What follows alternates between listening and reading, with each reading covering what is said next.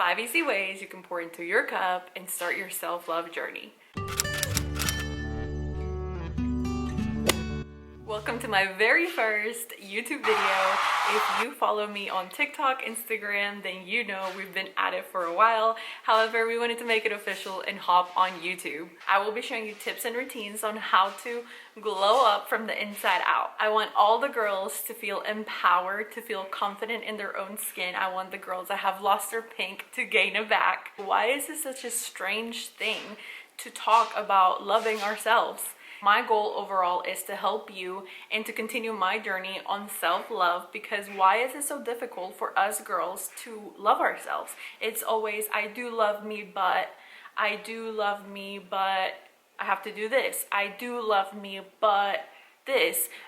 Why can it be I love me and? So without further ado, I'm going to tell you the 5 top things that are so easy you can start today and will help you get on track to self-loving yourself, whether you've done it before and you want to get back there, or whether you feel like you've never really truly loved yourself and you want to. 1, practice gratitude each day. And you may say to yourself, but I am grateful, or I do think about what I'm grateful about, but are you doing that consistently? Because I know for me, that is something that I would every once in a while think about doing. It would be kind of like an afterthought. It would be something I only did when I remembered to do. Sometimes in our eyes, the bad is outweighing the good, but if you just take a second to focus on the things that are going good, you will feel a sense of relief, because your life is not as bad as you think it is. This isn't even about comparing yourself to other people. This is simply about reflecting on your own life.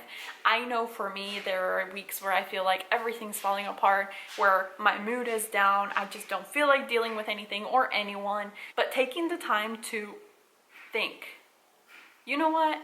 This morning, this happened and it put a smile on my face. It can be as simple as that. It could be as big as I got a promotion yesterday. Why am I so upset? It's all about turning on that switch to positivity.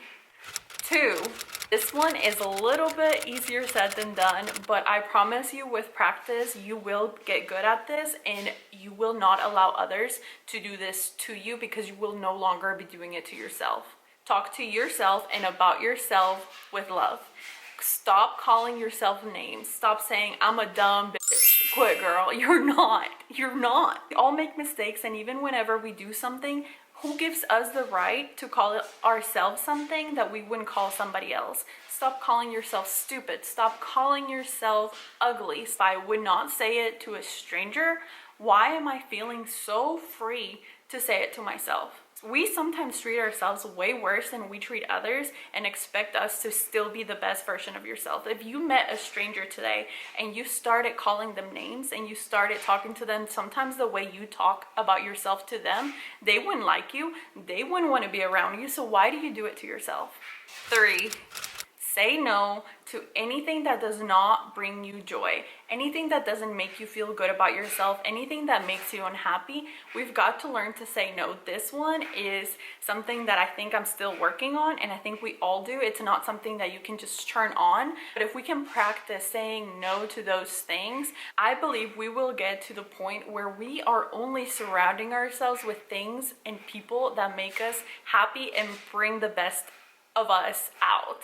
I believe 1,000,000% once you start doing this, you don't allow things that make you unhappy around you. You don't allow people that make you unhappy around you. Therefore, you are surrounded by anything and everything that brings you joy. Your thoughts become more positive. Although it's uncomfortable to say no, it's only uncomfortable for 2 seconds, 3 seconds, 5 minutes, sometimes if you harp on it, an hour. But if you learn to say no, it will become easier, and it will also benefit you in the long run, because that is 5 minutes of your time that you are uncomfortable versus saying yes to something you didn't want to, and now you're uncomfortable for days. You're uncomfortable with yourself for however long, and sometimes you harp on it way longer than you would if you just said no.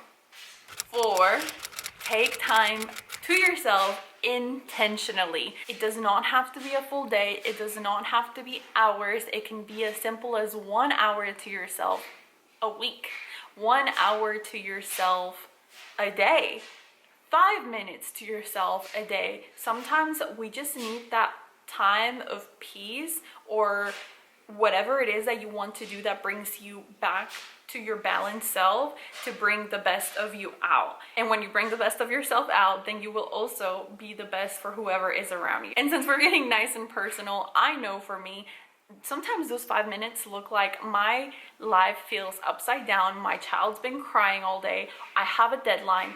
Things are happening all around me, and I just need 5 minutes to literally breathe. This is helpful when you can ask someone, ask your village, ask your partner, ask your coworker, hey, I'm gonna take 5 minutes. Can you cover for me? Sometimes we don't get the time because we don't ask for it. Gather yourself and come back stronger. 5, celebrate the little wins. Whether it be you woke up earlier than normal and that was one of your goals, whether it be you didn't scream at your children today and usually they get it out of you, or even if it's you drank a glass of water and you never drink water.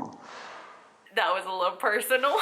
Anything that you can do to just take a moment and celebrate that. When I first started doing this, every Sunday I take a second and I go over what all went good in my week.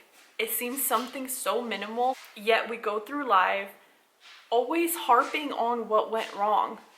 Our mentality is gonna feed off of what we feed it, and we've got to stop feeding it negative. So that is 5 ways you can start your self journey today. More than anything, I want you to understand that nothing changes without change, and that change is not linear, and change does not have to feel lonely.